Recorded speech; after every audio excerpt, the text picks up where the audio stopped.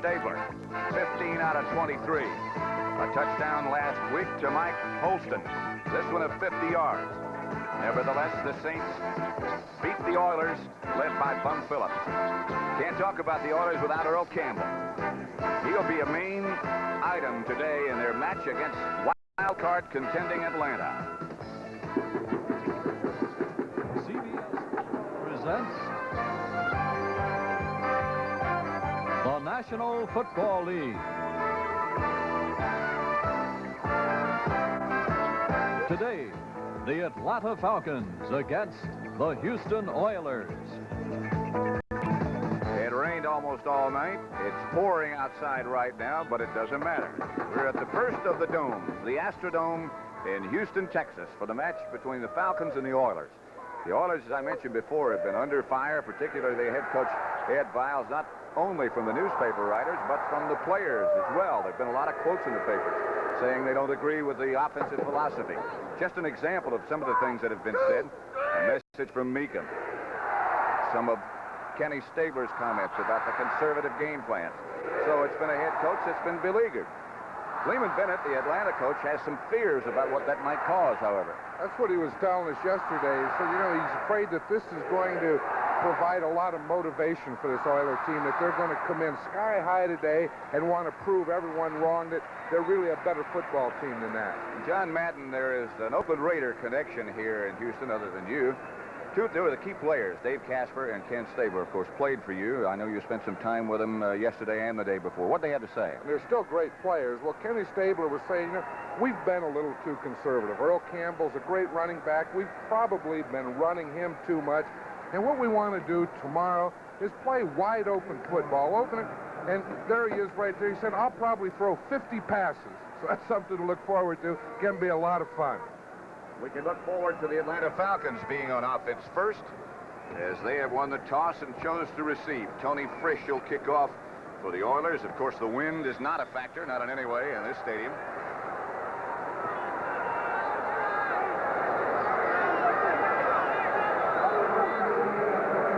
Reggie Smith might be for Atlanta. Smith at the 7-yard line starts to move.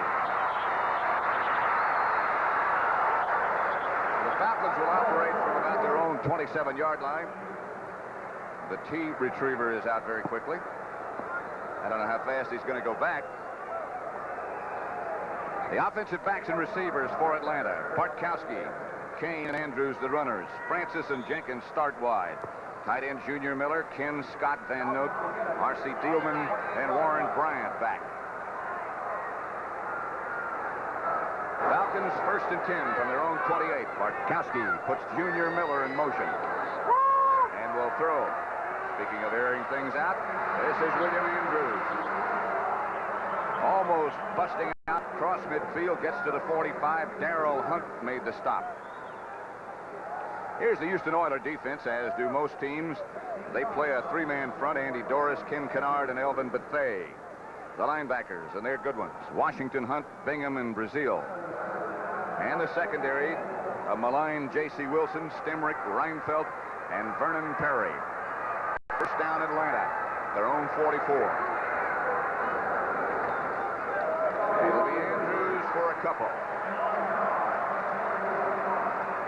Kennard, the nose man, made the tackle.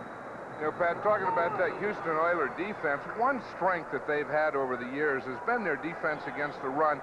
This year, they're at the bottom of the heap. They're not playing the run as well. Why do you think?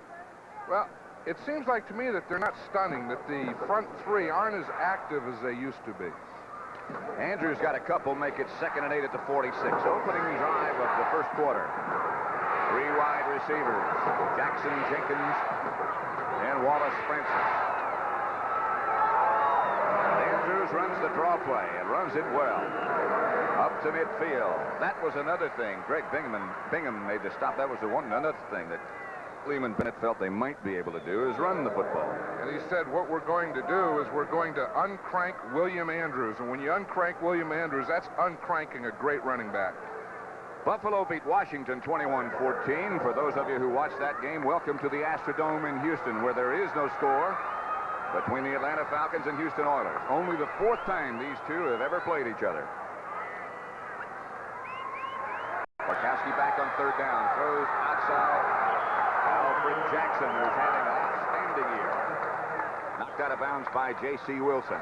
J.C. Wilson was the much maligned corner that you were talking about earlier. I think everyone has been working on J.C.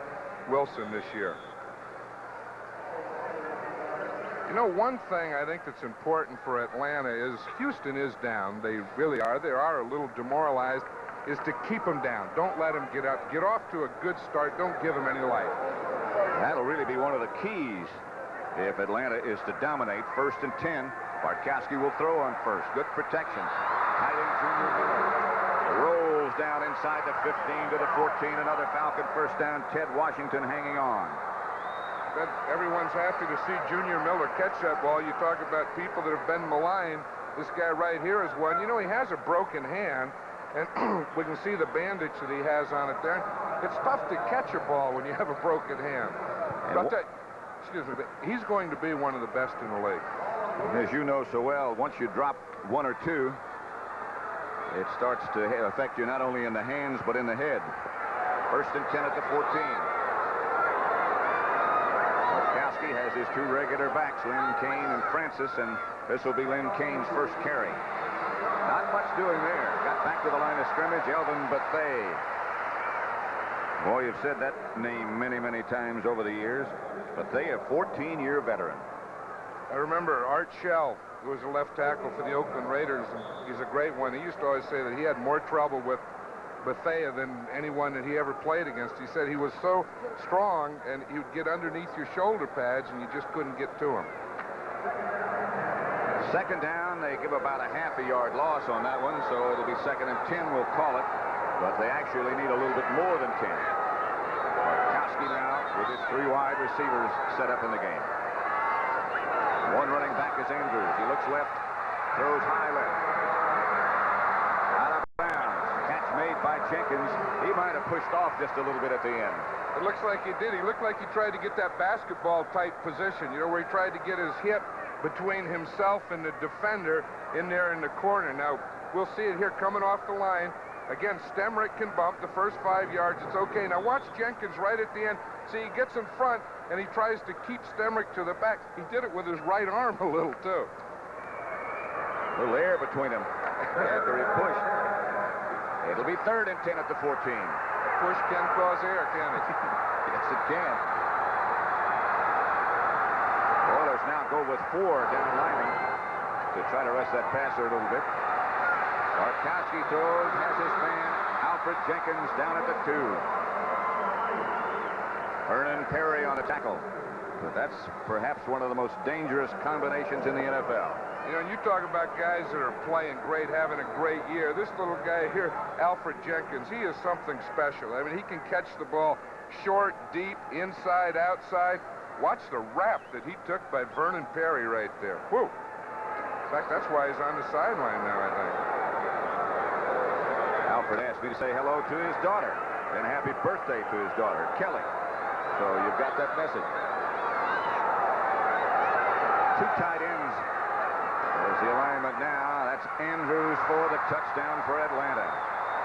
Good-looking drive right off the bat.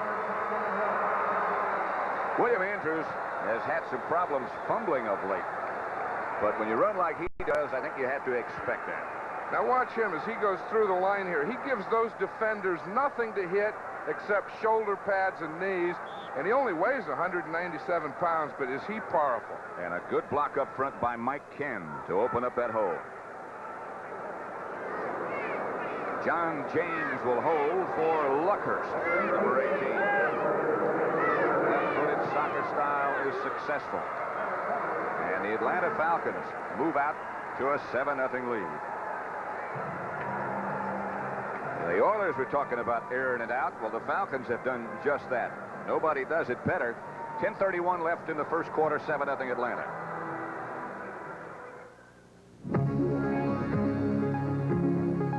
There is a different kind of American wagon. The 1982 Lynx from Lincoln Mercury. Lynx not only has the best fuel efficiency rating of any wagon made in America, It's the only one with both front-wheel drive for traction and four-wheel fully independent suspension for riding comfort. Lynx. Now more than ever, the world belongs to Lincoln Mercury. If your morning shave has turned into a nightmare, gotcha. Wake up to the exclusive twin-action Norelco Rotatract razor. Inside, 3 floating heads. Twin-action grips and raises hair up, then razors hair off, closer than ever. For twin blade closeness without a nick or cut, the twin-action Norelco Rotatract razor, cord or rechargeable. Because for close shaves, there's no action like twin action. At the Astrodome in Houston, Pat Summerall with John Madden. The Falcons leading the Oilers 7-0 in a very impressive opening drive. Luckhurst will kick it off. One of the reasons he stayed this year instead of Mazzetti was he kicks off so well. I'll watch him knock it about 15 yards. You're right. That'll be Carl Roaches at the 17. He left it on the ground for a minute, but the Oilers get it back. That always happens, doesn't it? You're talking about the kicker, and he's going to knock one into the end zone, and he kicks it to the 17-yard line.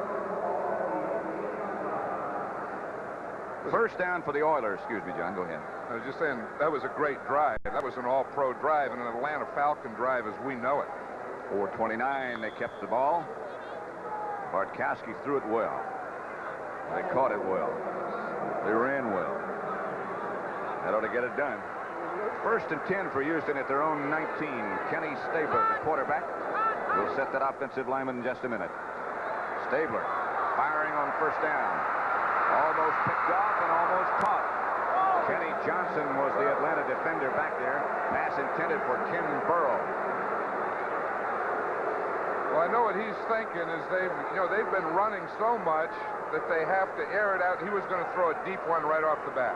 Burrow and the rookie Mike Holston, the wide receivers. Tim Wilson joins Earl Campbell in the backfield. Stabler, of course, the quarterback. The offensive line, Barber, Gray, Shoemaker, Carter, Fisher, and Morris Towns. It is Mike Barber, not Casper. 3 wide receivers. Set up that Stabler likes, he gives to Earl Campbell. Earl gets about 4 before Buddy Curry makes his stop, number 50. They're really starting in a passing formation. They've run both plays from the same formation. It's a 3 wide receivers, 1 tight end, and only 1 back in the backfield. The Atlanta front 3, Yates, Smith, and Jeff Murrell. The linebackers, active ones, Richardson, Kuykendall, Curry, and Jim Laughlin. And the secondary, the rookie Bobby Butler, Johnson, Tom Pridemore, and Bob Glazebrook. It'll be 3rd down 6 from the 23 for the Oilers. Stabler drops. Outside, Campbell can't hang on. There is Dave Casper. Dave Casper is a great player. He's one of the best tight ends in this league. He's been sick all week. He didn't practice yesterday. He didn't practice the day before. He has the flu. Said it's in his eyes. Have you ever heard of the flu in your eyes? That sounds serious. He probably made it up. He's that type of guy. But, he plays better when he's sick. And hurt. And not feeling well in any way. Scott Werner of the University of Georgia, playing his rookie season. Cliff Parsley back to kick for the Oilers. Started slow, but of late he's been kicking well. And continues. Werner with the good hands, handles. Down immediately. The Oilers are down quickly. Good coverage. So Atlanta will take over at their own 40-yard line, 1st and 10. Mike Holston was the first man down. Atlanta 7, Houston nothing. Here's to good friends. Tonight is kind of special. Where'd he go? The view will I think he's lost. Must He say always something gets more lost. somehow. Hey, anybody miss me? Take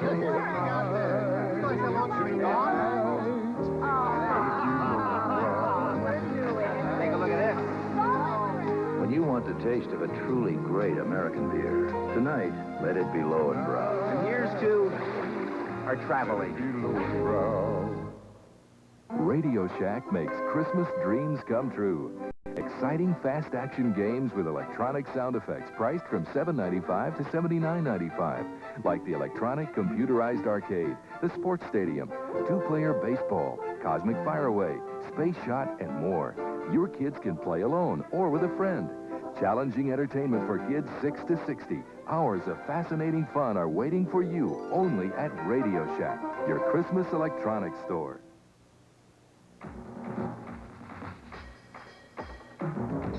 You have questions. We're going after the answers on the CBS Evening News.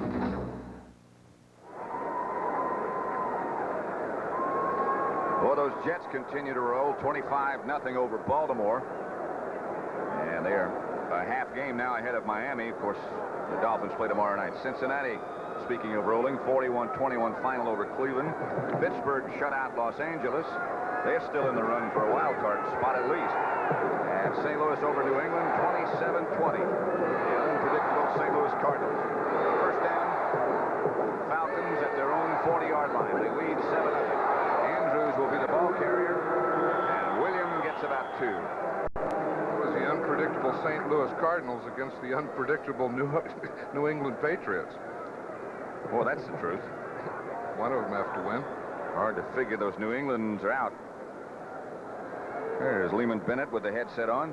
I'm sure he's happy with that first drive because when a team is down, as we said earlier, you want to keep them down. Don't give them any life, and so far, this Falcon team hasn't. Bartkowski 4 out of 5 for 63 yards in that first drive. This should be his 6th passing attempt. 2nd and 8. Now he gives to Andrews off the left side, and Andrews gets away from one tackler. First man there was Kennard. Jesse Baker made the tackle. Kennard was a nose tackle, and he took a move to the right, and he got penetration into the backfield, but he just put his right arm up, and that's not enough to stop William Andrews.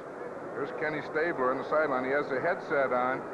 No, he's not talking to me. He was talking to the coach up in the booth about what they want to do in the next drive. It's the man who made the first hit on that last play, number 71. So you should have had him.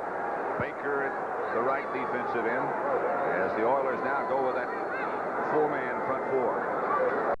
Stinsworth. Here is Bartkowski going deep, and he might have somebody. Alfred Jackson had it bounce off his hands, and Bartkowski might have hit somebody in the helmet. I think it was Stinsworth, and stunned that hand just a little bit. Let's see if we can see it again, because that's one of the most dangerous things for a quarterback. When he steps up, and after he throws the ball, in the process of following through, if he does bang his hand, let's see it right. Ooh, no, that wasn't his hand. That was his arm got caught. That's another dangerous thing. When your arm gets caught up in that position and you get hit right there, that can really hurt a person's throwing arm. It can also affect his shoulder, jerk it out of joint even, or bruise it. John James to punt for Atlanta. Not one of his best. Carl Roaches will return it. And he can get it done. Roaches taken down from behind. John Mayberry was the first man down. James Mayberry, sorry. John plays baseball. Atlanta 7, Houston nothing. 7:48 left. For the special times, for the happy times, for what's been, for what will be, for all the years and all the tears, for what you mean to me, for all you give me, a diamond, and forever I give to you. Don't you have more than Christmas to celebrate? Give her a diamond. Introducing another engineering wonder, the new 1982 Honda Accord. It handles better, and to use less energy, we've increased the gas mileage. We've improved the aerodynamics and made it quieter inside. We've also made it roomier. Any wonder the new Accord is so well engineered? After all, it's a Honda. Honda, we make it simple. Atlanta 7, Houston nothing. You see the time remaining first quarter. Atlanta defense on the field. Oilers on offense with Ken Stabler, the quarterback. Stabler. Again, they operate with 3 wide receivers. Again, Stabler looks over the middle short to Earl Campbell. He is taken down by Fulton Kuykendall. That Atlanta defense is missing. Defense, I should say, is missing one key man.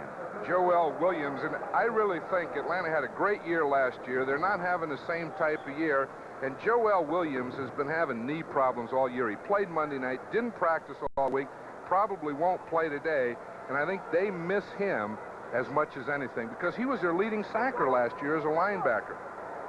They, of course, have the reputation over recent years of doing a lot of blitzing, and that's why 2nd down 8 from the 24. Stabler gives to Campbell. Campbell over the left side, hit by Don Smith. Speaking of good years and having one, 65 is having one this year. You know, Don Smith, the nose tackle, he didn't want to play nose tackle a year ago. This year they changed the rules where those guards can't come down and block them on their knees below the waist, and he likes that position a lot more. I can see why. Lehman Bennett watching his defense on the field at the moment as Burrow and Holston come out wide to the right, and Tim Smith has just been activated, is split wide left. Stabler moves out of the pocket, throws down the middle for Burrow. Bobby Butler broke it up. The veteran Ken Burrow, the intended receiver. This telecast is presented by authority of the National Football League, is intended for the private use of our audience. Any rebroadcast or other use of this telecast without the express written consent of the Houston Oilers and the National Football League is prohibited. Again, it's Parsley back to punt for Houston. And Scott Werner back deep for Atlanta. He is number 30, of course, with the good hands. Parsley fires a rocket this time. Chases Werner back to his 27. Starts wide to the left. Cuts back up the middle, gets back to about the 29, and that's it. Good hustle by the Oilers. A lot of folks will have to get credit for that tackle after a 47-yard punt by Parsley. Carter Hartwig, I believe, was the first man down to make contact. So we have 6:13 left in the first quarter at the Astrodome, and it's Atlanta 7, Houston nothing. These babies cost over $300,000, and quarries are tough on their engines. So Fram designed a special double air filter to protect them. Now we've designed a double filter for cars. It's the Fram Extra Life. Inside a normal filter, outside an extra filter. It lasts 50% longer than our old Fram filter, but it doesn't cost any more. So why not get one to protect your car? It may not have cost you $300,000, but it's still a big investment. The engineers of Mercedes-Benz have created an advanced diesel power system. Its heart, this compact turbocharger. And this system has just transformed 2 more diesels into high-performance turbo diesels. Mercedes-Benz unleashes the 300D sedan and the 300 CD coupe. Now with 45% more power. The 300D sedan and the 300 CD coupe. The 2 newest turbo diesels from Mercedes-Benz. Monday, Private Benjamin's socialite parents try to get Judy booted out of camp. Then Nan's counseling session leaves Brentwood feeling under par on the 2 of us right after Private Benjamin. Maybe it's not time to part with Bart in Green Bay. 35-23. They were down 14-0. They came back to beat Minnesota. Fourth quarter, Tampa Bay hanging tough now. 24-14 over New Orleans. They're one of the teams that are tied with Atlanta for that 5th wild card spot. So the people in Atlanta will be watching that one, too. Bartkowski under a blitz. Throws down the middle. Complete to Wallace Francis.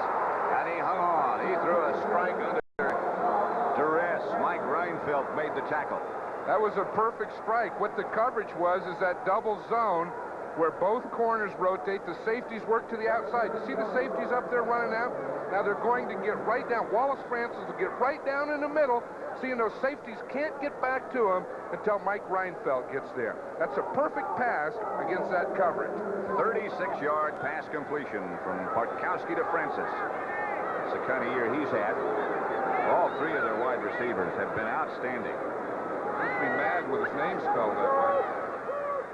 That's William Andrews, I believe, yes. swinging off the left side for about 4. Reinfeldt came up to make the initial hit again. So these Atlanta receivers are always joking about everyone getting them mixed up with Alfred Jenkins and Alfred Jackson, and they call Jackson Jenkins and Jenkins Jackson. We went through that in the locker room yesterday, didn't we? I know they're all good. Yeah, we told Alfred Jenkins, I know you. You're number 85 Jackson. He goes, no, I'm Jenkins. He's Jackson. Well, this time Jenkins is split wide to the left. Ball given again to Andrews. Belting over the right side for, again, about 4. Jesse Baker, the first Oiler to hit him. San Francisco 7-0 over the Giants. Now, if San Francisco wins this game today, they clinch the NFC Western Division. San Diego 7-0 over Denver, another big matchup out west. Games, in fact, that started at the same time as this one did, so we'll have running scores on them. There's Ed Biles, the head coach. First year with the Oilers. It's been a difficult first year. 3rd and 2 to 26. Clock running now, just over 4 minutes left to play in the first quarter. Pitch back again to Andrews. Andrews cuts back inside. He'll have the first. Mike Reinfeldt again. The tackle. William Andrews is something, isn't it? You know, when he takes that ball and he gets those shoulders square and turned up the field, there's really nothing there to hit. You know what he says? He says, when I run with the ball, I want to hurt that guy that's trying to tackle me. There's nothing that says he has to hurt me. I like that attitude. That's probably why he doesn't get hurt. That's right. He's the attacker. Not that big either. Just about 200 pounds.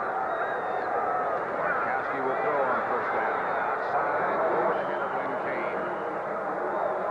Right now, to bring you up to date on other developments around the league, let's switch you to New York, to Brent Musburger.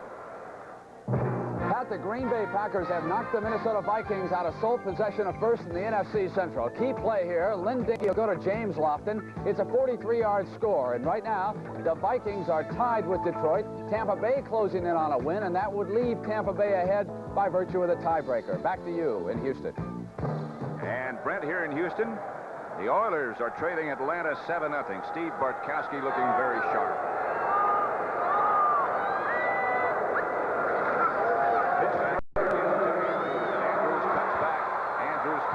Almost to the 10 and rolls inside. It depends on where they mark it.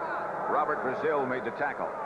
Well, Lehman Bennett said, excuse me, Pat, well, that's the greatest drive stopper in the world, that holding penalty. But Lehman Bennett told us yesterday that he was going to uncrank William Andrews.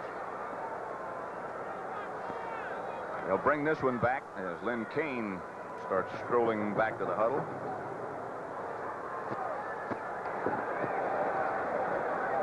Holding offense, number 66, still second down. Gene Barth, the referee. Let's see if we can see it on Warren Bryant there. It's right at the top of the screen. You see the right-hand side? Now, look, he hits there. His right arm got up there and grabbed, and then he tried to grab with the... He did grab with the left arm. That was the old double dipper. The right arm, I got you, hold you there, then I used my left arm to hold you. Should that be 20 yards? 20. Now, those poor offensive linemen, you never hear the referee, Gene Barth, say, you know, that was a nice block they made. The only time they ever mention a name is when they catch him holding.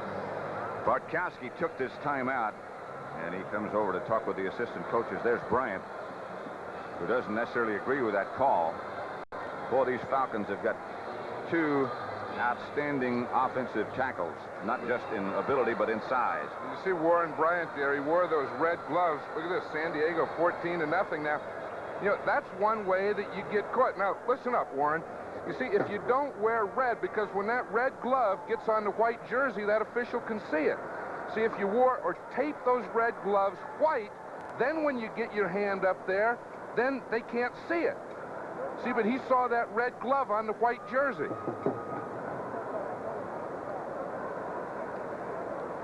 Got to talk to these guys. I asked you before if you didn't think that might be a little on the devious side, but I guess not. Not if you get away with it. Go on every unfair advantage you can get.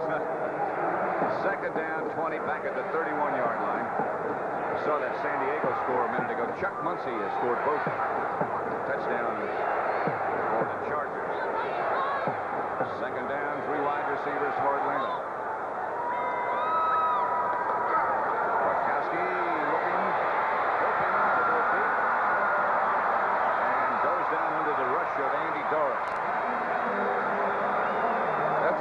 interesting thing, it was Warren Bryant who got the holding penalty the play before, and then Warren Bryant was the one that got beat by Andy Doris on this pass protection. See if we can pick it up coming from the right-hand side of the screen.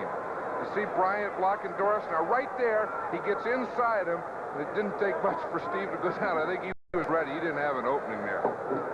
So it's third down, 24, back at the 35. A loss of 4. 2:45 left to play in the first quarter. Atlanta leading 7-0 over Houston.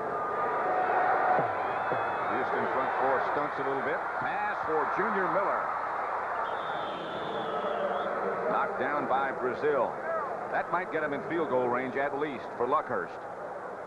That's what he wanted to do. I'm sure at 3rd and 24, he didn't want to take one fling into the end zone. He wanted to pick up enough to get the field goal shot, which they have right here. Catch by Miller. Looked like his hand is improving. Mick Luckhurst, 14 out of 21 field goal attempts. Missed one extra point, 82 points on the year.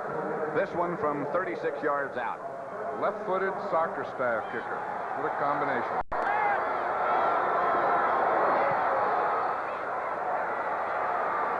It's good. Watch that kicker, and he'll tell you right away whether it's good or not. You're right. You don't even have to wait for the ball to get to the goalpost. Now watch, the minute he hits it here, the ball is up. By the time he looks up, he knows. Look, he's giving it the signal right there. That right arm up means it's good. His 15th of the year. If he puts both arms up, it means it's really good. Yeah, right arm up, head down means good, too. 10-0. Next week, CBS Sports Saturday brings you more great boxing, championship caliber. Power puncher Claude Noel defends his WBA lightweight crown for the first time against tough, young Arturo Frias. So be ringside next week, live right after the Kentucky-Ohio State NCAA basketball game on the CBS Sports Saturday.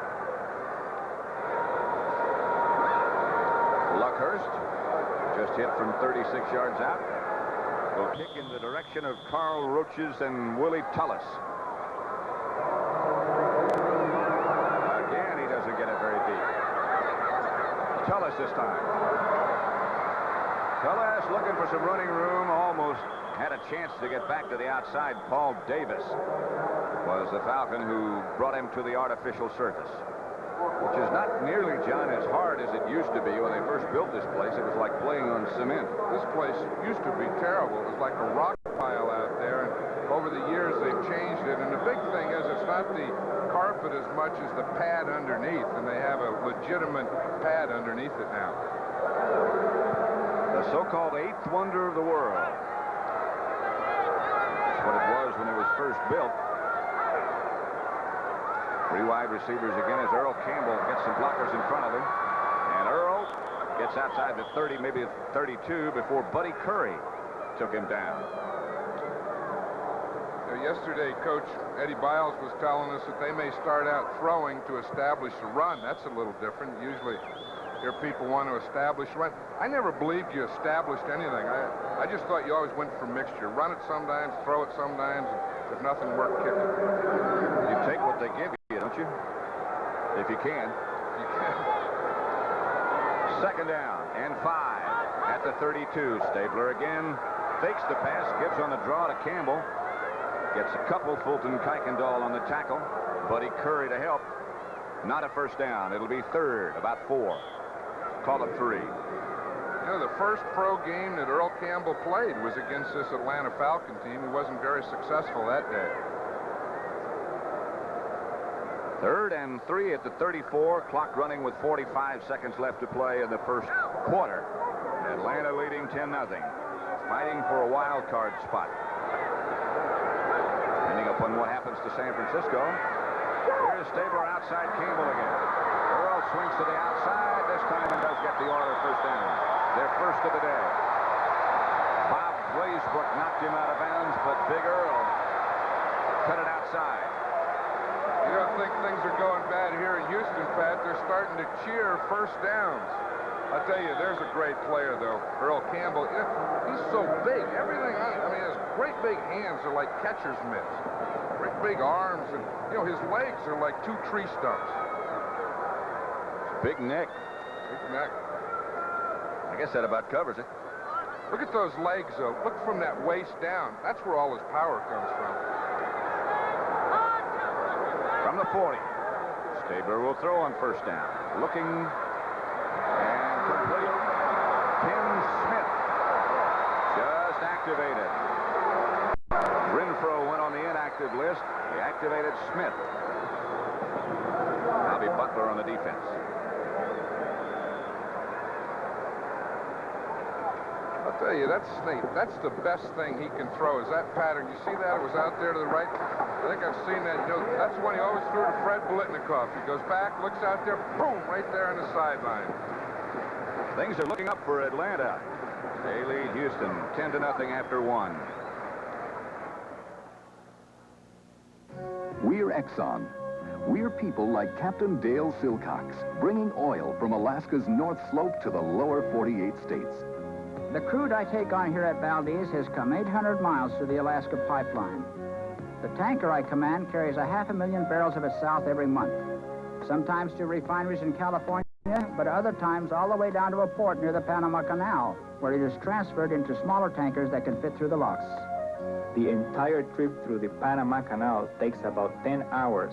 Once they reach the Caribbean, they head for our Baton Rouge refinery to make their delivery. From there, riverboats take their refined product on up into the country by way of the Mississippi. I always was fascinated by the river, and it sort of come second nature to me because my daddy was a commercial fisherman, and I just lived for the day that I could get in that boat and go across the river. I always see something new and learn something new. We unload our shipment at various points along the river. This cargo is then taken by tank trucks to our customers.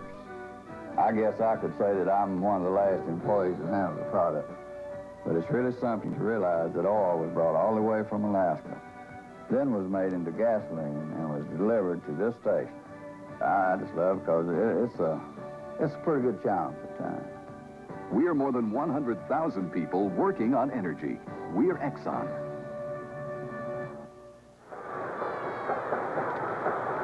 Ready to start the second quarter at the Astrodome in Houston. Pat Summerall with John Madden. Falcons leading the Oilers 10-0. And looking sharp. First down, Stabler. Hurl. Drops the football. I think he got it back. Kenny Johnson, number 37 for the Falcons, was the defender who got there first. You know, they're starting to stun in the interior line there in the Falcons now on first down. Kenny Stabler came out and started passing on first down, so now the Falcons are going to some defensive line stunts. Let's see if we can watch it in here. Now watch your nose tackle. We were talking about Don Smith. Watch this, it's a cross. You see the end comes first. He loops to the outside up the field. Now that's a pass rush move, so they're starting to use pass rush stunts on first down. Second down, 7. That's Campbell. Rolls first down to the right side of the Atlanta defense. The toughest in the NFC against the run. You know, earlier I said that Earl Campbell played his first game as a pro against the Atlanta Falcons, and he did. Look at this move here, that little cutback. He even looks good when he stumbles. Watch that power, though. See those legs keep driving. Boy, is he hard to bring down.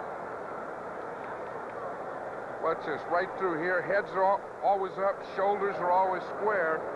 You know, it looks like right at the end here, Pat, he may have gotten hurt because he's still down on the field. Gained 14 yards and a first down, but he is still down, indeed. Atlanta leading by 10.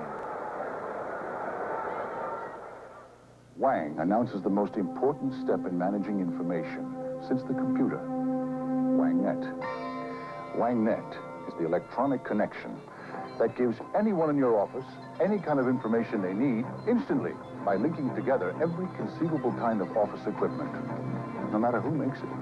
WangNet links you to floors below or satellites above, using just half its capacity, leaving room, of course, for Wang's next breakthrough in office automation. I'm Joe Duncan, State Farm agent, Cincinnati, Ohio, speaking for thousands of State Farm agents around the country. You know, there are a lot of reasons why people come to State Farm agents and stick with State Farm agents year after year. I think one of the big reasons is service. State Farm built its reputation on service. People expect it, they are paying for it, and we deliver. And like a good neighbor, State Farm is there. Next Saturday, get into the spirit as the Kentucky Wildcats set their sights on the national title and challenge the Ohio State Buckeyes in NCAA basketball here on CBS Sports. Earl Campbell hurt his left knee on that last play. He's on the sideline now, but we'll watch the end of it, and it's not the leg that gets tackled. We watch right here, see his right leg gets tackled or grabbed. Now watch when he takes that last step. You see, watch this one plant. Now the knee buckles. You see the knee buckle? And his left knee was injured. He's on the sideline now, but he walked off under his own power. There he is. Ronnie Coleman and Adger Armstrong now are the two Alder runners. Earl Campbell went out to the sideline, still trying to walk it off. First down, Houston at the Atlanta 31. Coleman, the ball carrier, bounces for a couple, not much more than that. Here's Earl Campbell coming back in. You know, that's what that leg strength gives you. I think maybe a normal man would have been down and not come back into the game. But a guy like, I mean, look at those thighs. They're so big that those muscles hold up so much of those knee ligaments and cartilage and so on that he doesn't put a lot of pressure on the knee, maybe the way the rest of us would. He wears extra thick and extra large thigh pads. And boy, when I say large, they got to be, don't they? Look at that. On second down, Stabler looking downfield, throwing for Burrow. Almost had it, no penalty markers down. The crowd thinks there should be. You know, back a few years at Raines High School in Jacksonville, Florida, they had a quarterback named Ken Burrow and a wide receiver named Harold Carmichael.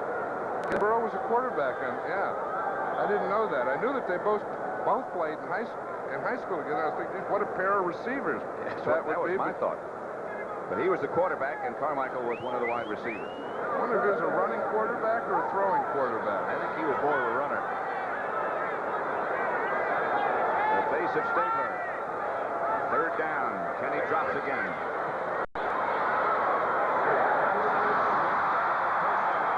Houston as Stabler finds the young man.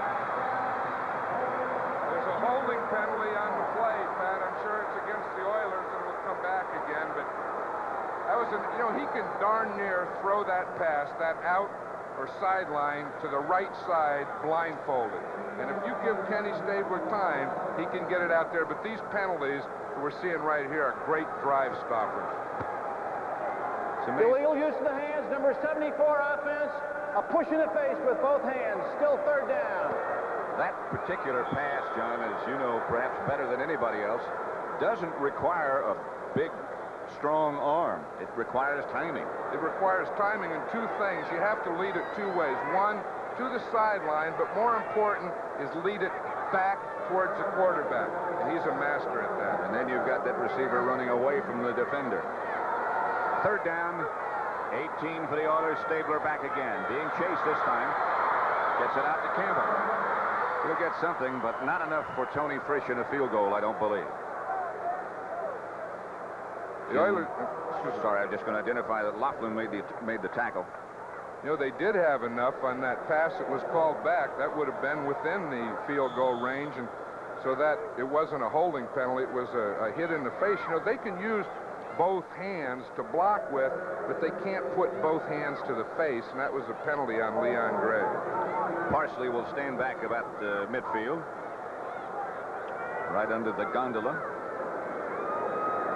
Warner back at the 10-yard line.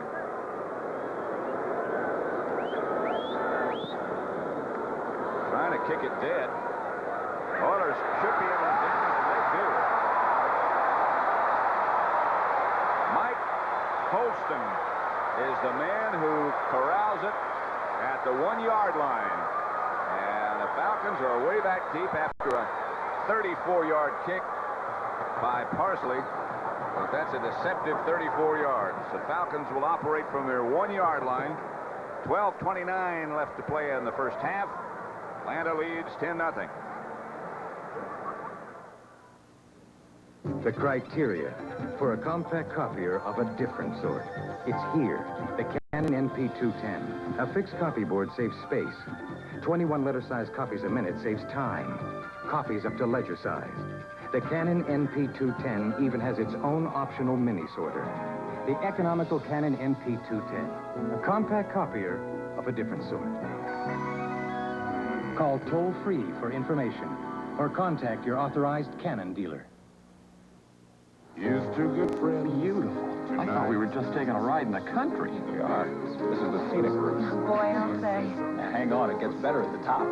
What could be better? How about the same view with a thick steak and a cold Lowenbrow? Yeah, better. When you want the taste of a truly great American beer, tonight, let it be Lowenbrow. All in favor of missing the next tram down? Let it be. Motion carried. A stolen sports car, a beautiful co-ed, and some hired thugs give private investigators Rick and AJ all the trouble they can handle on Simon & Simon, Tuesday. Wow. Parsley did his job kicking, and Holston did his job. This is a planned special teams play. Mike Holston, number 84, a rookie, he runs to the outside and runs right to the goal line, you see him? And doesn't let the ball get into the end zone. He goes right to the goal line, turns back, and touches the ball down before it gets to the goal line. First down for Atlanta. The backs about 5 yards deep in their own end zone. Ball at about the 1-foot line, and Bartkowski's going. Got him out of the hole to Alfred Jenkins. Out to the 28-yard line. I'll tell you that Alfred Jenkins could do it. That's a big pass. And you talk about confidence. A quarterback has to have to throw from this position. You can throw from the middle of the field, the other. Look at how wide open he was. It looks like the Houston defenders just gave too much ground. 27-yard pass completion called, by the way, from the sideline, not by Bartkowski. Second quarter now at Candlestick, where San Francisco leads the Giants 7-0. The Giants are one of those teams that are tied with Atlanta for that wild card position. Bartkowski to Andrews. William Andrews breaking tackles. Andrews outside the 40 to the 43. Reinfeldt made the tackle, but Andrews got a first down. You don't think this is a great running back? You watch him now. The big thing is to get into the hole quickly, get your shoulders squared. See, now right here, when he turns, and watch that power. You can't tackle him, Greg Bingham, with one arm. So you have to get, and you have to wrap your arms around him and get 2 or 3 guys in there to tackle that man.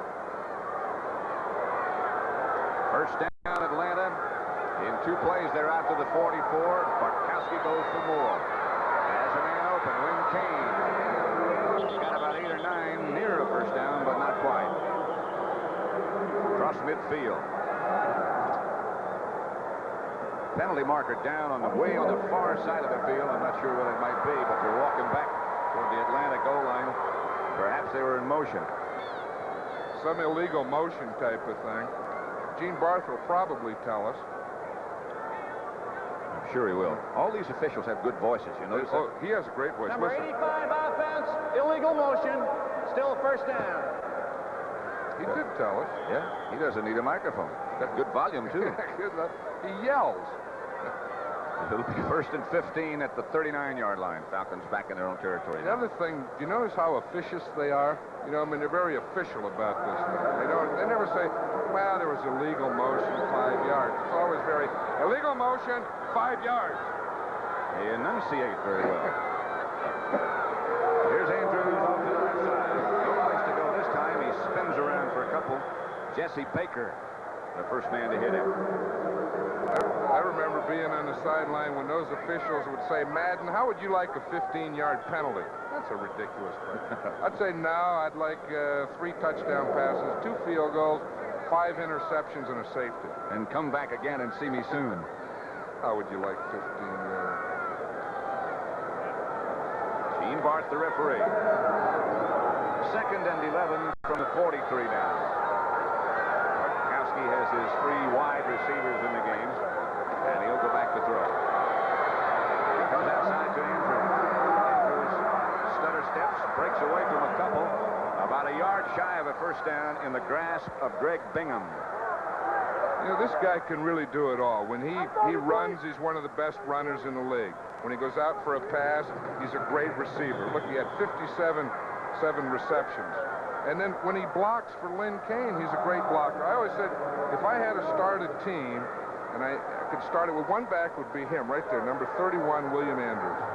He had on an apparatus yesterday in practice, 14-7 now, San Diego to Denver.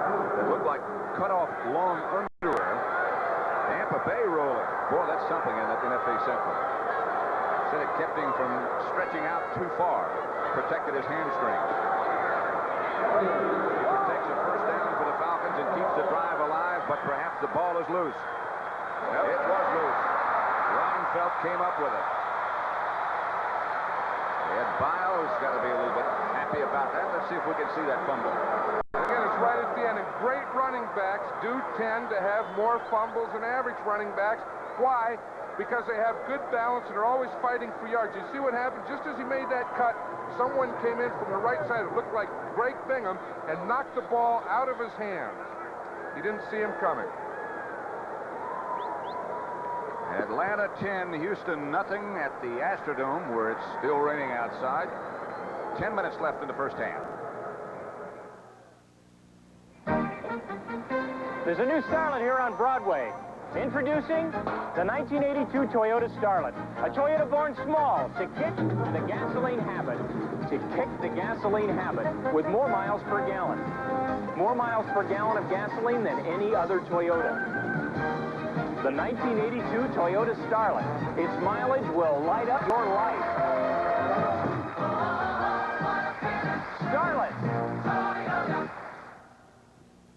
For the past 4 years, the Sylvania Superset has beaten RCA and Zenith in an independent test for best overall color picture. What about Sony? And now, for the 5th time, more people once again picked the 19-inch Sylvania Superset over RCA and Zenith for best color picture. What about Sony? And this year, we even tested against Sony and won. The Sylvania Superset. At the beginning of the day, it appeared those were the wild card contenders in the NFC. Detroit 7-6, Atlanta 6-6, the Giants 6-6, and Tampa Bay 6-6. But Green Bay trounced Minnesota today, 35-23. So their record now is 6-7. You can't count them out of the possible championship in the NFC Central. Detroit is 7-6, Minnesota 7-6, and it appears that Tampa Bay will be 7-6. Central, someone tends to win that by default every year. Every year, you're right. First and 10 at the 43. Stabler, the Serpent. Flea flicker. Stabler going deep for Burrow. And picked off, I believe, by Mike Reinfeldt. Reinfeldt, who had 2 last Monday night, has another one. Pridemore, I'm sorry. Here is Pridemore, the congressman, the representative in West Virginia, comes up with another big interception. I tell you, it's tough enough when you throw an interception, but it didn't look like any of those players on the offense wanted to tackle. They come off the line of scrimmage real slow. You see Kenny Burrow, he comes off to make it look like run. Tom Pridemore, number 27, didn't go for the fake. He made a great interception. You see him stretch out? Now, no one's touched him yet, so he can get up. He can still run. Find some blockers. Get up to the sideline. Cut in. Cut back out. Keep going. See, no one wants to tackle him. There's no one there. Look, boom, they all missed. They don't want to be there. And now someone finally gets him out of bounds. Mike Barber. Tom Pridemore gives the Falcons a first down about where they lost it a few minutes ago. In Houston territory at the 39. Bartkowski will throw on first down, sweeps down the way, tried to get up and couldn't. Bernard made sure he stayed down. That was one of those artificial turf trips. You know, and that does tend to happen because the artificial turf it's a carpet. Now you see, you get those shoes, you see Bartkowski's foot just gets caught up. You see him? The right foot got caught and he went down. Now, darn near fumbled, but again, the ground can't cause a fumble. The ball was dead when he went down there. That Pridemore made a great interception Monday night, a one-hander against Minnesota. San Francisco now in front of the Giants, 14-0. Open 3-3 in Seattle. Three wide receivers, Bartkowski on second down.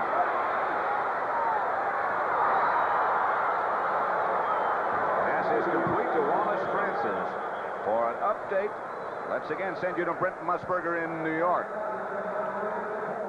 Hey, Pat, tell your buddy John Madden I got the Big Sky draw play right here. Look at this. Joe Montana gets in there behind that big burly lineman. 20 yards for a touchdown. Would you believe it, Pat? The Niners right now lead your Giants by 14. Back to Pat Summerall. They're not my Giants when they're behind. Don't you know that? The Big Sky draw play, huh? Montana ski. Aha. I'm glad you were here to interpret what that meant. Yeah, the Big Sky, Montana. You know, Brent? That's right, he's from Brent has a place in Montana. He has a ranch up there. He's from Montana, and he has a ranch up there. Holding against Atlanta, second and 28 from the 43 as they move backwards. Bartkowski going deep. He's got a man and has him. Complete to Alfred Jenkins, who does a dance and does not quite get the first down. Vernon Perry, the defender. I'll tell you, I really like this Alfred Jenkins. You know, he has so much life in him. He's not the biggest in the world, but he always makes big plays. Now watch, he's over here on Greg Stemrick. Stemrick is way off. Look, you can't even see him. He's 5 yards back. He gives him a little hook move, work back a little, right to the sideline. There was no one there. That's like taking candy from a baby.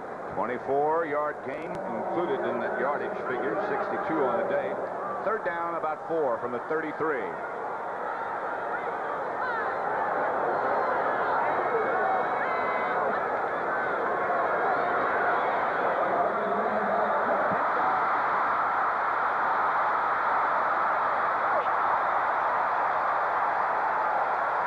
J.C. Wilson, I believe, or Bill Kay, one of the two. It was Kay who made the interception. And the Oilers dodge a bullet again.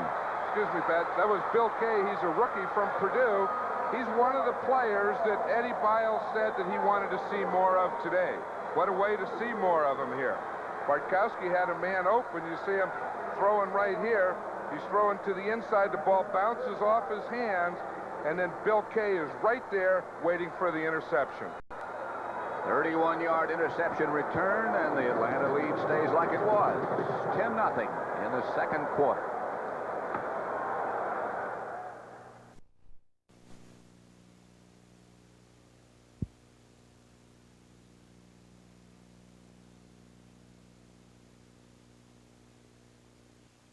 In the world, it is grown in a country that is rich in tradition.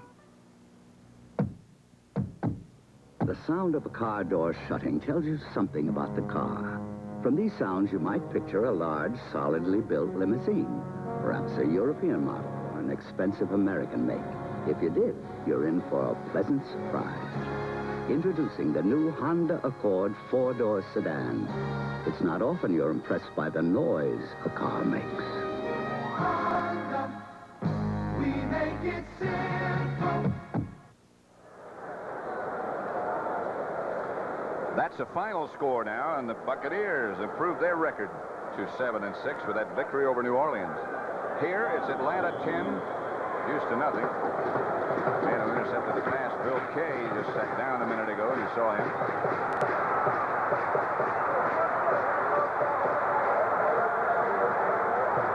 First down, Houston at midfield. Atlanta comes with a blitz. Stabler hangs in there, ball fouled at the last second. Atlanta said everybody. You know what they're doing? Atlanta usually plays run on first down. We saw the last two times that the Oilers have had the ball, they're not playing run anymore on first down. They're playing pass. And they played with a blitz on that last play. I believe it was Fulton Kuykendall that knocked the ball down. Atlanta linebackers always very active. Richardson, Kuykendall, Curry, and Laughlin.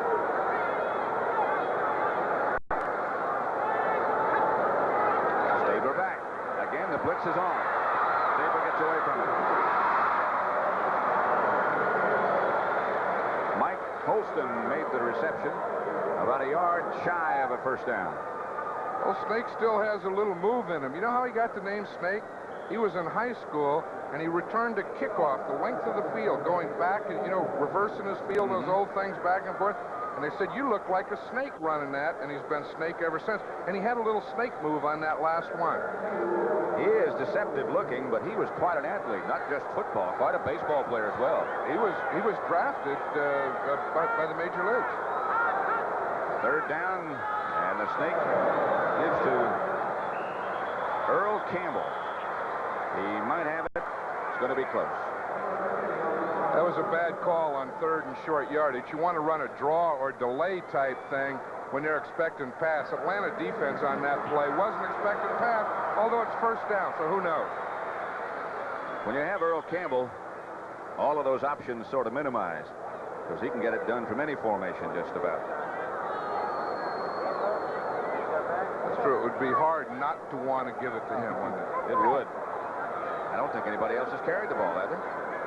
No, you don't need anyone else. In fact, they've been playing a lot of this formation here with him the only man in the backfield. And three wide receivers. They blitz again. Snake has Burrow. And can't quite get the ball to him. Burrow had a stride on Kenny Johnson, but the ball was a little bit short. And Ken is upset with that, and Ken Burrow is upset with that because Kenny Burrow can still run, and as you say, he had a step, and had he just let him a little more, that would have been a touchdown. Atlanta had a safety man coming over, but I don't think he would have gotten there in time. No, he wouldn't have. Watch it right here at the end. We see out there on the outside, Kenny Burrow has a step right there. The ball is thrown short, and he has to stop. Had he thrown it about 5 more yards, he would have led Burrow right into the end zone. Second and long at the 40, second and 10, 7:09 left to play first half.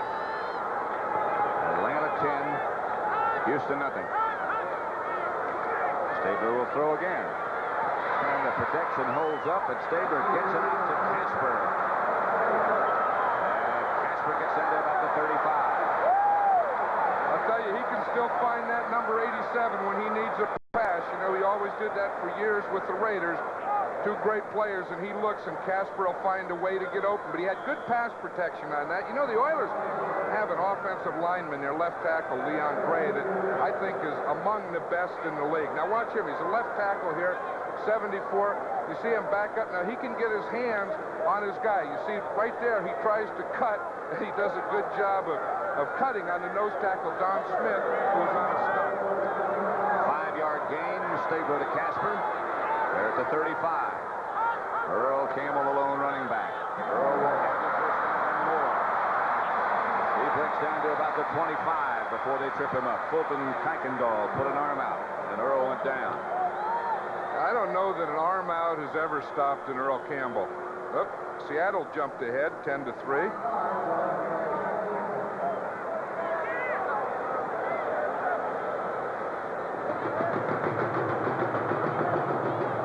You know, Kenny Stabler was telling me yesterday, Pat, that Earl Campbell is such a good thing that once you get it going, you just keep giving it to him, and you can't overwork him. On first down, the Oilers put in Adger Armstrong, and he goes out of the backfield. It's a pass receiver. Holston gets down to about the 20. That's Mike Holston, number 84 there. He's a rookie starting his first game today. He had been a special teams player, you know, covering on punts, and he said that he felt that helped him get away from defensive backs and find openings more than anything. See, this is an underneath pattern. He starts up, then he comes in underneath the linebackers that are dropping deep. Al Richardson, one of the Atlanta linebackers, was shaken up on that last play, and he's still down. There are the Atlanta medical people. 10-0 they lead. What are we doing here? IBM. They know about computers. Well, what do they know about our business, sportswear? Probably don't even wear sports clothes. Whose idea was this anyway? Yours. That settles it. We're not going in. We're in. Hello there. Mr. Adams and Mr. Foster. Sportswear? Of course, we were expecting you. IBM's Business Computer Centers, especially created for people with small businesses.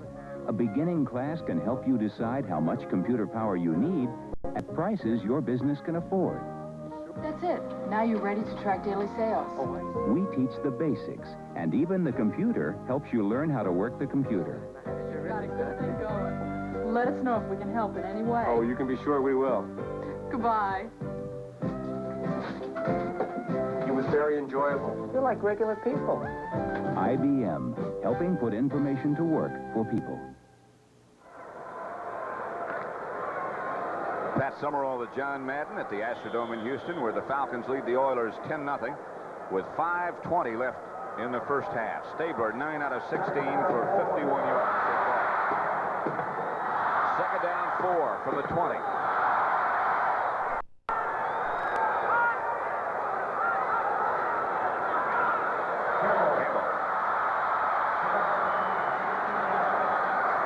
Davis, who just came in replacing Al Richardson, made the stop. But Campbell, I believe, got the first down. He did. That time he ran from split backs. That was one of the things that Eddie Biles said early in the year that they were going to do. Then they got away from it, back to the I formation. And here it is. You see him coming all the way across the backfield. Again, following his blockers. Look at that straight arm there. Boom, he's so strong that it really takes a couple guys to bring him down. You know, I had mentioned earlier that Earl Campbell's first game was against Atlanta, and that was true. And I said he didn't have a big day. That wasn't true. He gained 136 yards, including a 73-yard touchdown. So, that's a fair start. That's not bad. Set the record straight. 4:52 left to play. Holston and Burrow both go out. They'll go with 2 tight ends and what amounts to 2 fullbacks, and maybe even 3. Tim Wilson, Campbell, and Adger Armstrong all in the game, and now Armstrong flanks on the left-hand side. Campbell dives to the 15 and has that first down that he needed. He needed only a foot. Fulton Kuykendall made the stop. That's a play that's almost impossible to stop, and that's what Lehman Bennett is thinking there. There's no way we can stop Earl Campbell when he only needs a foot. Earl over 1,000 yards again this year, leads the AFC. I was talking to him once about running, and he says that he feels that he runs better the closer he gets to the goal line and when he's a little tired. I think he has both those ingredients now. Stabler to throw. A lot of time for Burrow. Broken up in the end zone. Tom Prightmore again knocked it away from Burrow. Tell you one thing, the Atlanta Falcon defense is doing a great job of pass coverage inside. But really the only success that Houston has had so far is when they would pass to the outside. I would expect that they would go back to that. One of those comebackers to one of those wide receivers. Second down 10 at the 15-yard line. 3:47 left to play in the first half. That's what I do, or find my tight end. Holston, wide right. Burrow, wide left. Both backs start out of the backfield. Intended for Burrow. It bounced. Not there. The Oilers have Gifford Nielsen as their backup quarterback again after he came off the injury list. He threw that one a little low. Now, watch this. We see Burrow out here on Kenny Johnson. It's just a quick slant. He has it right there, and the ball is too low. No way he could do it.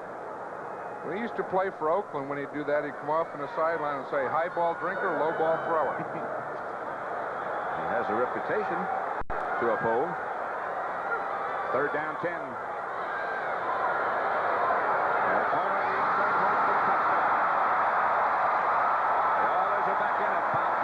Was the Atlanta defender, but the Snake didn't throw that one too low.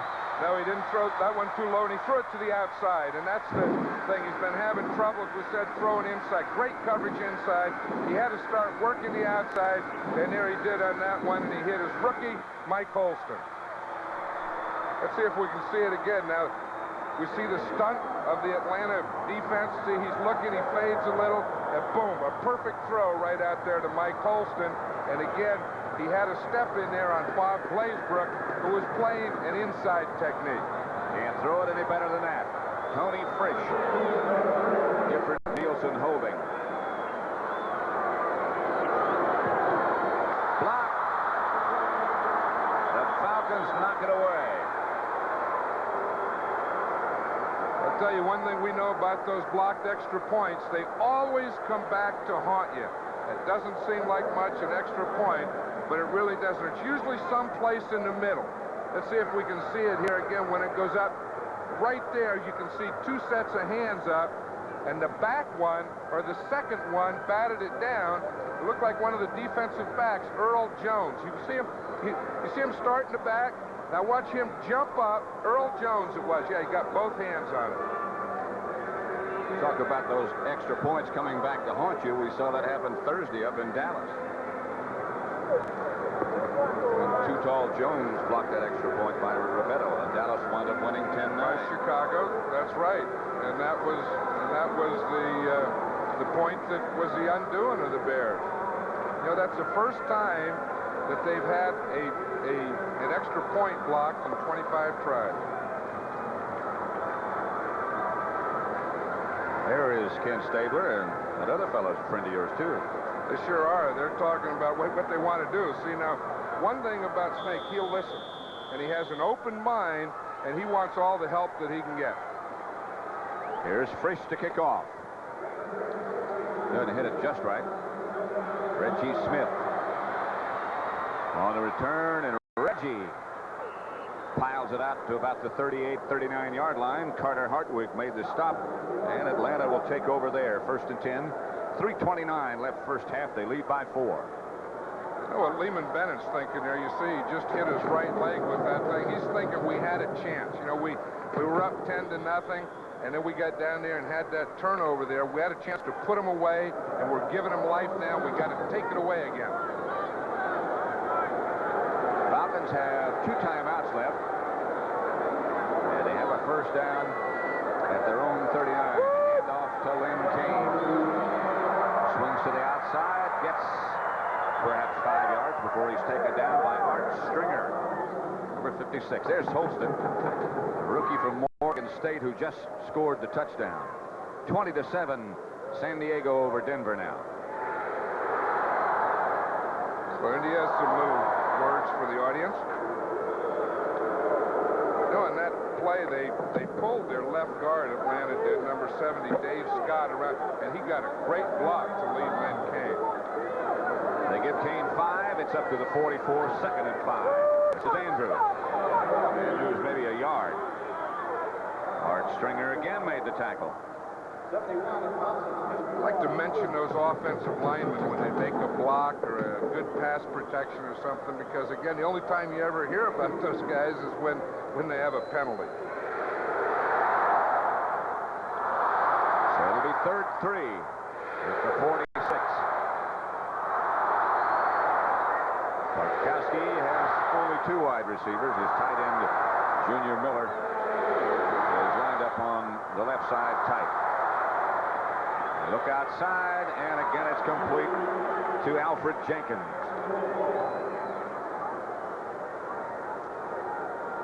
Huh. That's very nice. They mention you and I and our producer, Bob Stena. They don't mention our director, John McDonough. Why do you get top billing? Oh, is it? I don't know. That shouldn't be that way. Get that thing changed. Put Summerall first. You hear me?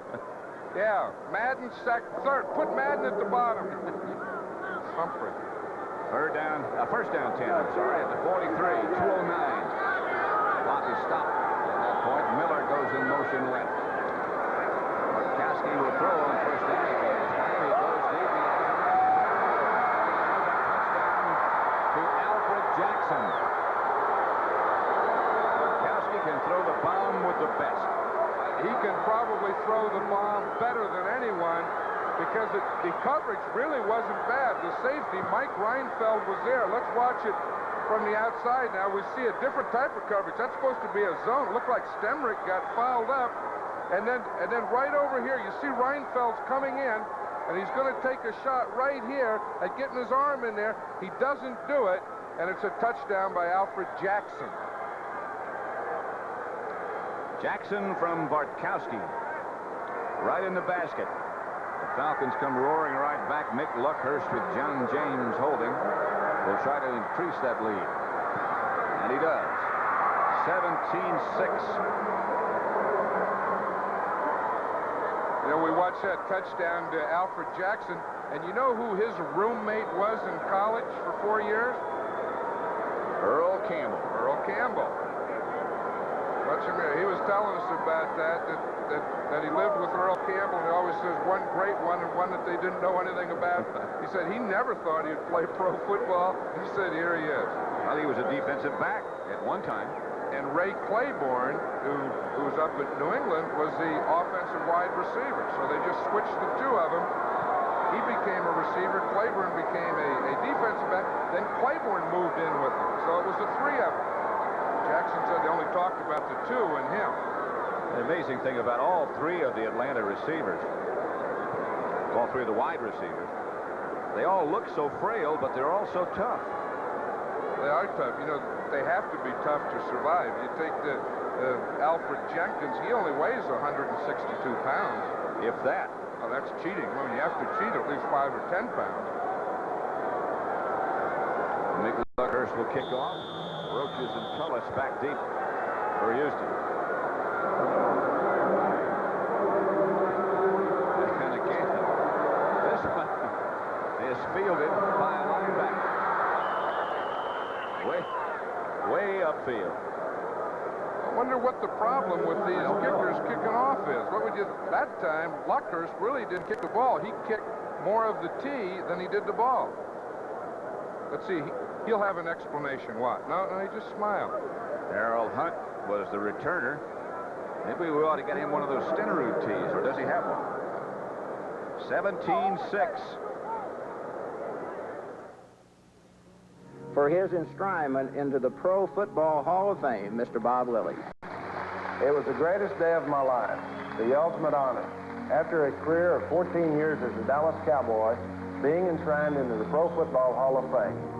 But there was one person who wasn't there to share that moment, and that was my dad. From the time I was 5 years old, he worked with me. His dream for me was that someday I'd play in the NFL. He couldn't run because he was partially crippled, but he passed the ball to me. He worked with me every day. Over the years, he was my coach and my greatest fan. He never missed a game until he passed away in 1971. That was the year the Cowboys made it to the Super Bowl for the first time. When you visit the Pro Football Hall of Fame, you'll see number 74, Mr. Cowboy, Bob Lilly. Behind every number, there's a story and a dream that came true. The Pro Football Hall of Fame in Canton, Ohio. Don't miss it.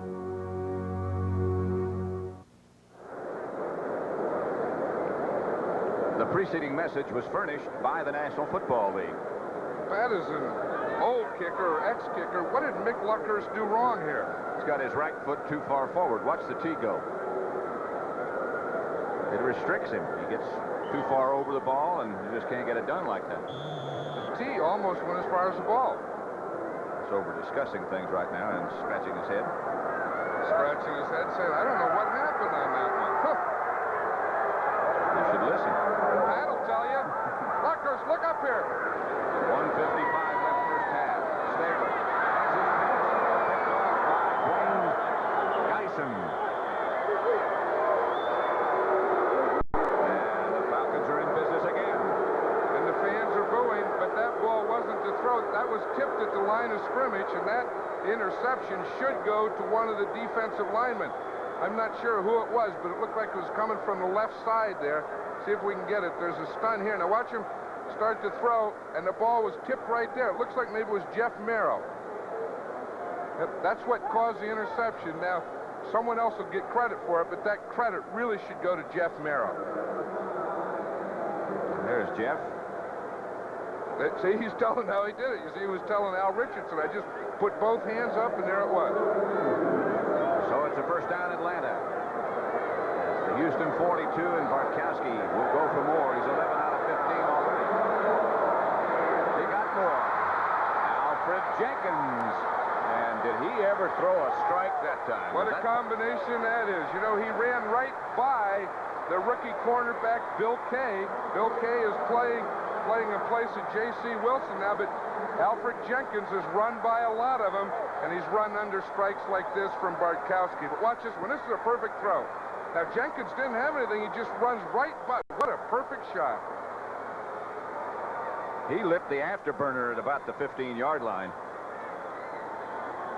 Here it is right here. We'll see. Here's the 15-yard line right there, and you're right. He put another gear on that one. And the perfect throw over his head, but over his outside shoulder. Boy, that's beautiful to watch. James Luckhurst.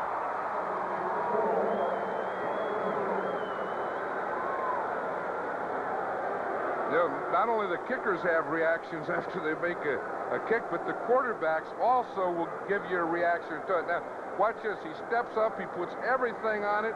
Watch him. He's leading that thing. He's bouncing up a little. He sees it's a touchdown. Go on. Give us the thing here. Oop, that's it, huh? He said, that's the one I wanted. That's one of your better reactions. Kind of cool. A minute 40 left to play in the first half, and all of a sudden, it's 24-6. Next weekend, the Sunday should start for you with the NFL today, followed by New Orleans against St. Louis, Atlanta against Tampa Bay, another big game there. Check the local listings for that. Both of those teams still alive for the wild card consideration, and perhaps in Tampa Bay's case, an FC championship. Coming up at the half, Brent Musburger and Herb Cross from our studio back in New York will let you know what's happened today. Luckhurst. And again, he does the same thing. That's Adger Armstrong, who fielded it at about the 35. I don't know what's going wrong with Mick. I don't know. Is there any way that he could listen to you? Could we hook him up with a headset where he could listen to you and you could tell him it's not the left foot you're kicking with, but it's the right foot that's up too far and in too close? I wonder if different color shoes has anything to do with it. He's just so restricted that he can't possibly get any power. I mean, his right foot is too close. You know, maybe he's doing that on purpose as you look at it, trying to keep it away from Roaches and Tullis, both of whom have returned kickoffs for touchdowns this year. That could be, but that's a funny way to do it, though. It sure is. Those kickers are a little different, though. They tend to... Well, it's a different kind of fraternity. Outside Campbell. And some information from the Atlanta folks. One of the best, in fact, in his work, Charlie Dayton, the PR man, that he is indeed trying to do that on purpose. But it is a funny way to do it. Do you believe PR men when they talk about kickers? I don't believe kickers when they talk about kickers. Well, those 2 interceptions, Snake, that's what's hurting here. Houston with 3 timeouts remaining. Atlanta took one earlier, you might recall. 2nd and 9 from the 33, 1:27 left in the first half. Atlanta up 24-6. Stabler will throw again.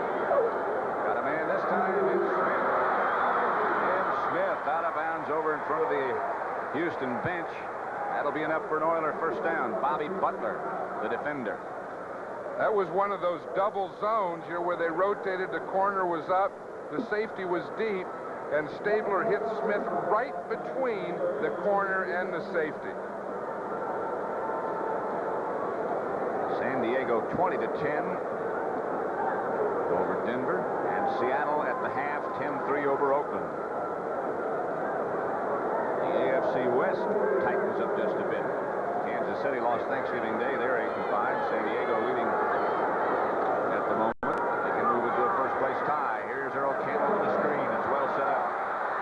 Campbell busting his way down to the 35-yard line before Bob Glazebrook made the stop. That was a nice-looking screen. As Earl Campbell comes out here, he doesn't want to get out too wide.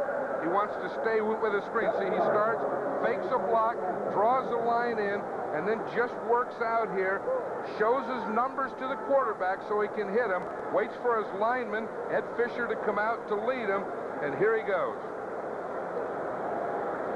Timeout for Houston. So that means they have 2 left. 1 minute 9 seconds left in the first period, in the second period, sorry, 2nd and 2. Well, they need, if they're going to be in this ball game or stay in this ball game with this minute and 9 seconds, they have to come up with some type of score. Even a field goal. Even a field goal. That's what Earl's saying. Earl's just trying to get a rest. When you work as hard as he does, any little chance you get to take a breather, you take it. And get out of that helmet, which can get very hot. Even though there's no sun in here, this air conditioning can get hot. Sure can. It is, in fact. 2nd down and 3.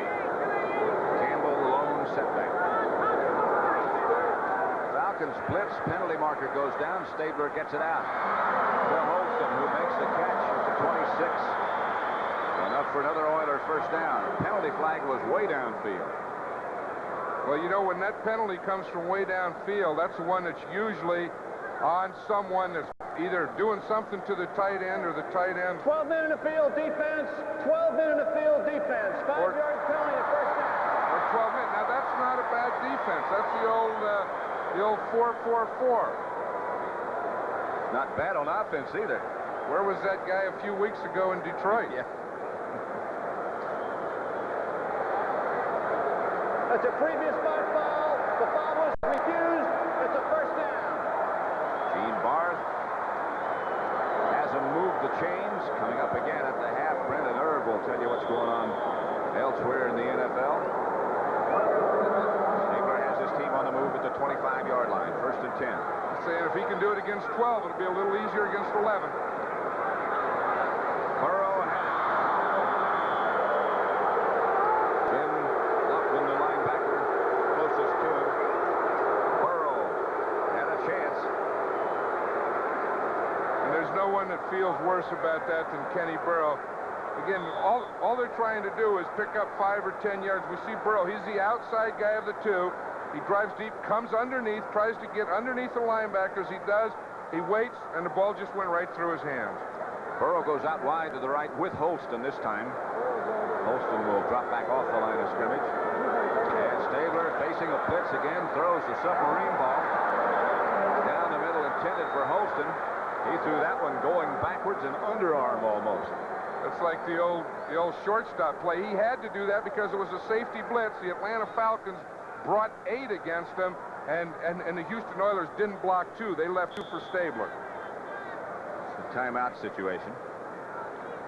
2 for each team. It'll be 3rd and 10 from the 25. I'm sure that, you know, he has plenty of time left with 52 seconds. He has his 2 timeouts. He'll be thinking in terms of getting a first down, not getting into the end zone here.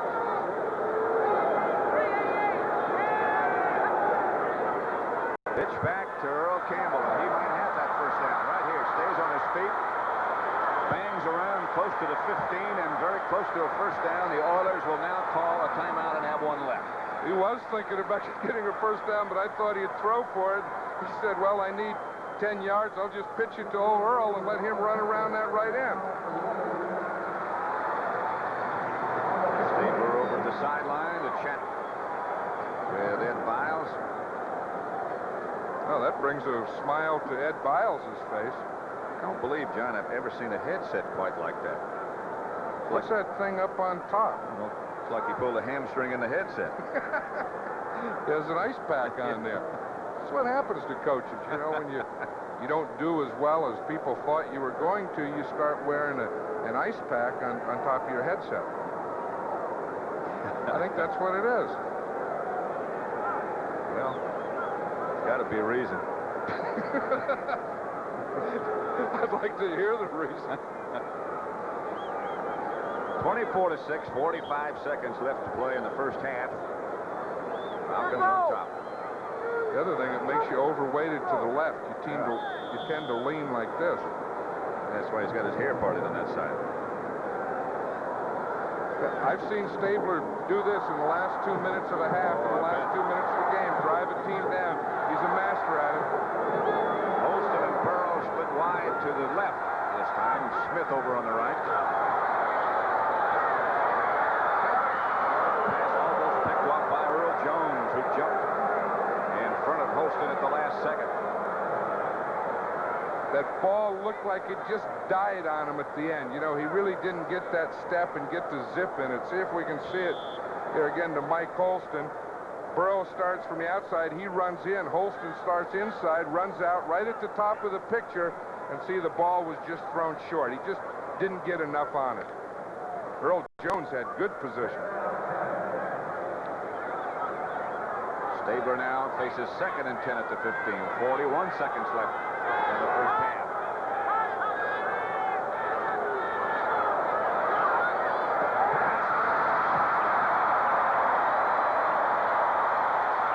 Big Dave Casper.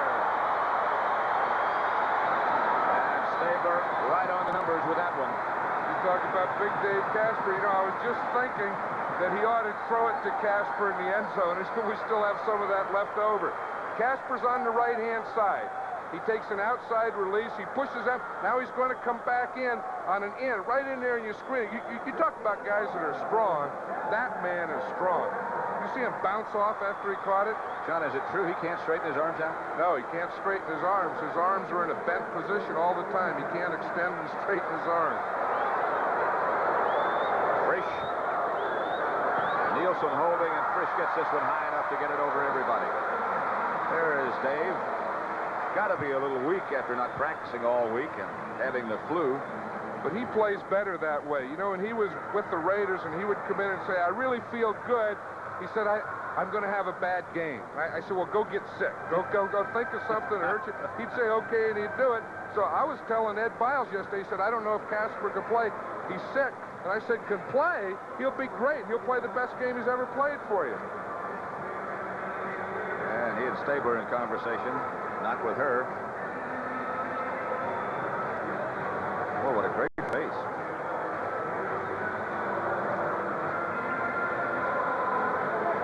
Okay, let's get back to football, guys. We got something going here, 24-13, and the Oilers needed that one to get back in this game. It's 24-13 now. Well, we just gave Brent and Irv a highlight that they can show at halftime. Well, I'm sure that one will be in there. That'll come up about a half a minute from now. 36 seconds to be exact on the scoreboard clock. The Atlanta Falcons leading 24-13. They have 2 timeouts left. Fritsch will kick it off. Reggie Smith will be back deep for the Atlanta Falcons. Reggie's an enthusiastic guy. You're only 5'4". You better be enthusiastic, I guess, in the NFL. And fast.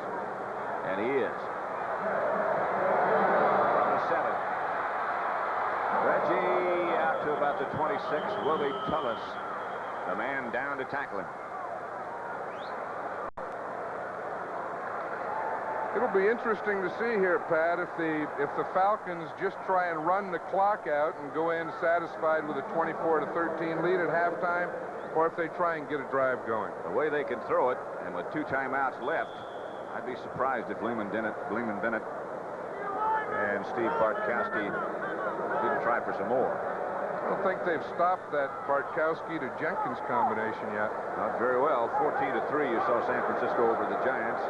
San Diego now 27-10 over Denver.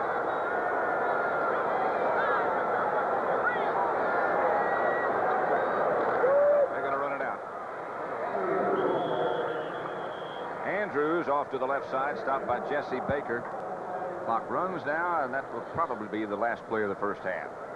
I think I'd take one shot, air it out to Alfred Jenkins or Alfred Jackson or Wallace Francis or Junior Miller or someone. A lot of options they have. And they've had success with it. They're going to let it run out.